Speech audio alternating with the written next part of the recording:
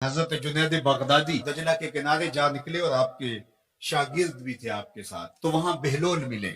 بہلول ایک مجذوب تھے، تو کہا کہ چلیے ان سے ذرا بات کرتے ہیں۔ تو شاگردوں نے کہا یہ تو ایک دیوانہ شخص ہے اور آپ اس سے کیا ملیں گے، آپ اتنے پڑھے لکھے عالم اور اتنے بڑے فقیہ اور صوفی، اور ایک دیوانے شخص سے آپ ملیں گے۔ دنیا اس کو دیوانہ کہتی تھی، بہلول دیوانہ۔ لیکن سادی بولے کہ سادیا نزدیک رائے عاشقاں، خلق مجنونند و مجنو عاقل است، کا اصل تو عاقل یہ لوگ ہیں۔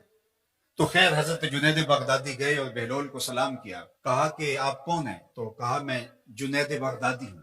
تو کہا کیا کرتے ہو؟ کہا کہ میں پڑھنے پڑھانے کی ذمہ داریوں میں لگا ہوں۔ تو آپ نے فرمایا کہ کھانے کے آداب جانتے ہو؟ تو کہا کہ ہاں، ہاتھ دھوئے جائیں، بسم اللہ شریف پڑھی جائے، چھوٹا لقمہ لیا جائے اور چبا چبا کے کھایا جائے اور اس کے بعد الحمدللہ کہا جائے۔ تو بہلول کہنے لگا کہ میں تو آپ کو بہت بڑا عالم سمجھتا تھا، آپ تو کھانے کے ادب کو بھی نہیں جانتے۔ اور اپنا کپڑا اٹھایا، جھاڑا اور ایک جانب چل دیے۔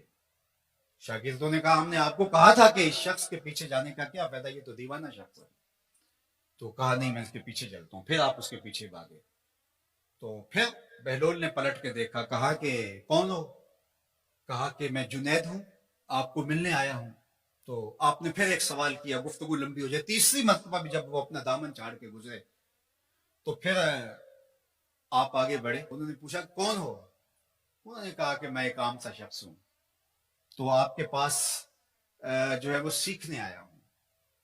تو کہا کہ میں نے تم سے پوچھا تھا کہ کھانے کے آداب کیا ہیں، تو تم نے یہ بتایا تھا۔ کہا جی میں نے تو یہی پڑھا ہے اور میں نے یہی بتایا ہے۔ تو کہا کھانے کا سب سے پہلا ادب یہ ہے کہ لقمہ حلال کا ہو، باقی لقمے چھوٹے چھوٹے توڑ کے کھائے یا چبا چبا کے کھائے یا جو ہے وہ پانی پہلے پیے یا بعد میں پیے، کہا یہ باتیں بات کی ہے۔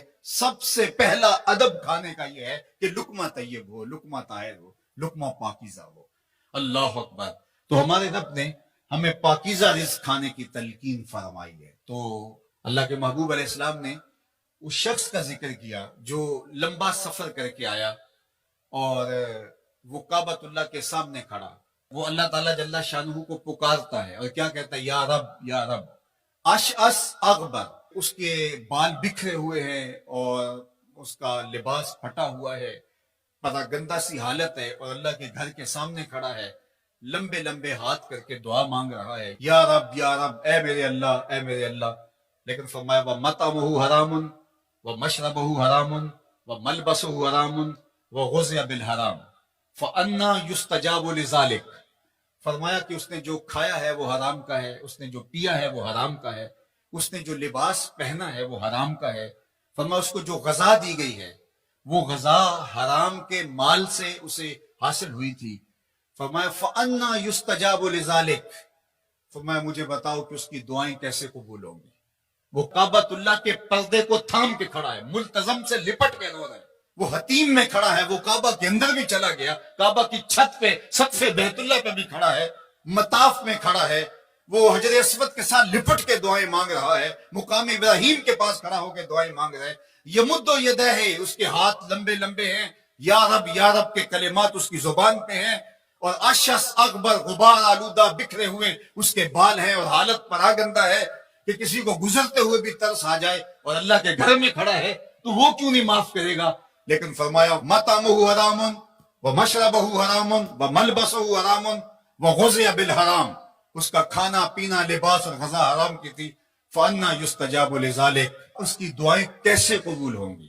بلکہ علماء نے لکھا کہ جو شخص حرام کمائی کھاتا ہے اس کی اپنی دعائیں تو قبول نہیں ہوتی، نیک لوگوں کی دعاؤں سے بھی اس کا حصہ نکال دیا جاتا ہے۔ جب اللہ کے بندے اولیاء کاملین دعائیں مانگتے ہیں اور وہ پوری امت کے لیے، پوری قوم کے لیے مانگ رہے ہوتے ہیں، لیکن اس شخص کا حصہ نکال دیا جاتا ہے جس کا رزق پاکیزہ نہیں ہے۔ اس لیے رزق کی پاکیزگی یہ بہت اہم ہے۔ رومی علیہ الرحمہ فرماتے ہیں کہ اگر تمہارا رزق پاک ہوگا، تمہارا رزق ستھرا ہوگا، تمہارے سینے میں معرفت کا نور پیدا ہوگا، اور اگر تمہارے سینے میں غل، غش اور حسد، بغض، کینہ اور نفرتیں پیدا ہو رہی ہیں تو پھر تم غور کرو کہ تمہارے رزق میں کوئی مسئلہ ہے۔ تم کھاتے ہو اس کے نتیجے کے اندر حسد پیدا ہو رہا ہے، بغض پیدا ہو رہا ہے، نفرت، سستی اور کاہلی اور عبادت سے دوری پیدا ہو رہی ہے۔ جو رزق حلال ہے وہ عبادت کے لیے تقویت پیدا کرتا ہے، وہ تمہیں سچائی کی زندگی گزارنے کی طرف راغب کرتا ہے۔ تو اہم ترین چیز جو ہے وہ رزق کی پاکیزگی ہے۔